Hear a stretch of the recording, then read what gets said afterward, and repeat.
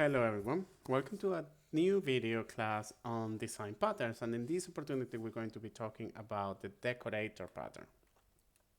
Now the decorator pattern is another of the structural patterns that we're going to be doing. Now it's an interesting one because even though the main purpose of this pattern is to modify the behavior of objects, it's not really considered a behavioral pattern. We'll see later why. But for now, let's take that the decorator pattern is going to be one of the structural patterns. So it is going to define the structure of certain objects in order to being able to modify their behavior at running time. Now, why do we use this?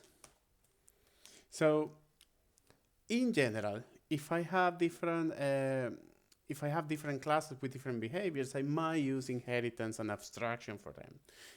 But then the problem with them is that these structures happen at compiling time, and I cannot modify behavior of objects at running time. So for example, suppose we have a car, so we probably have a car interface, and then we have a basic car which implement the car interface. And then if I want to have a particular type of car, I can extend the car a sport car, or I can extend the luxury car. But what if I wanted to have a sport luxury car?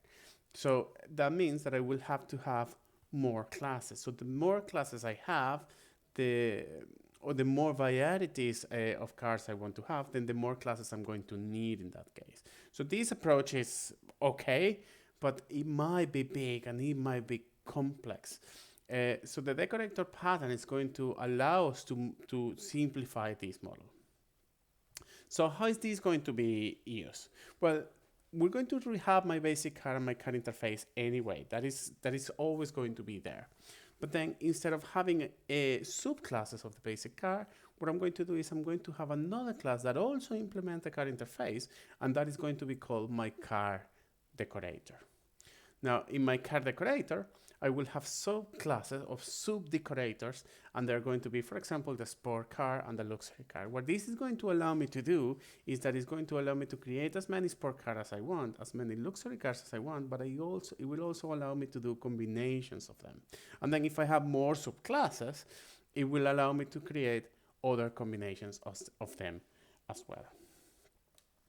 Now, one of the things that is important is that I need to keep in mind is my decorator will have an instance of a car. So for the decorator to be able to decorate an object, it needs to have that object. So the decorator is going to have some sort of instance of the class that is going to decorate.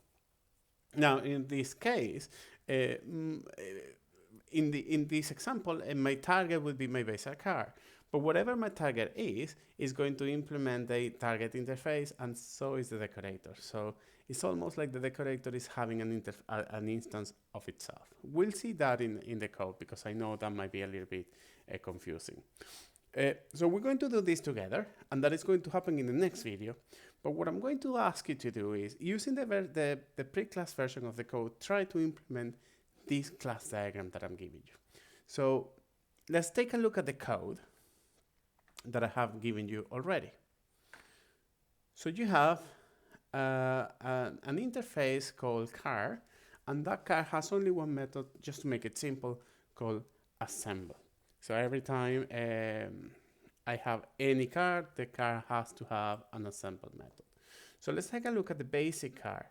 So the basic car will implement the car interface, and then of course, because it implements, it inherits the assemble method, and it has some sort of implementation for a basic car. So in this case, I'm saying system.out.println, this is your basic car.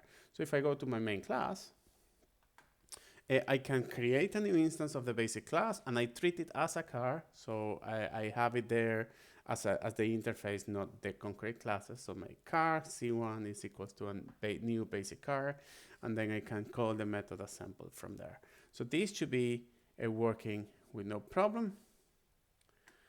Let's try this again.